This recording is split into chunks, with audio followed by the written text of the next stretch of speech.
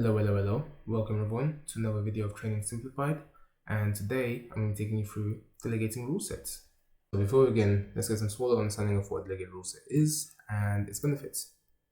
So delegate rule is a rule that you give to a user to allow them to make changes in the production environment. Change that rule, of course. A production environment is a go-live environment, a defined environment where all the work is packaged and the application is ready to go. Like changes are not usually a core in the system. Like all the rules are locked. But what happens if we need to make a minor change to the application? Well, whilst the application is being built, we request to have a production rule set open for us, where we can delegate the rule that we wish to edit/change every now and again. This could be the UI UX rule, for example.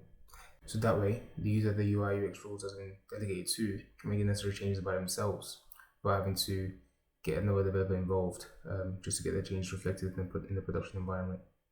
So most of the time when you're working for a company, the work is passed through the development environment where you develop, the staging environment where testing takes place, and the production environment where all the changes are now reflected. Alright, to begin the delegating rule set, go to Application, Definition, and here you'll see the Advanced tab. Click on that. Here we see Production Rule Set that we want to delegate. Give it that one. And we need to also apply it to the user's profile. So save.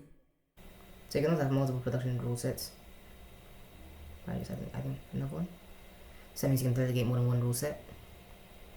But alright, go to the operator. Advanced tab.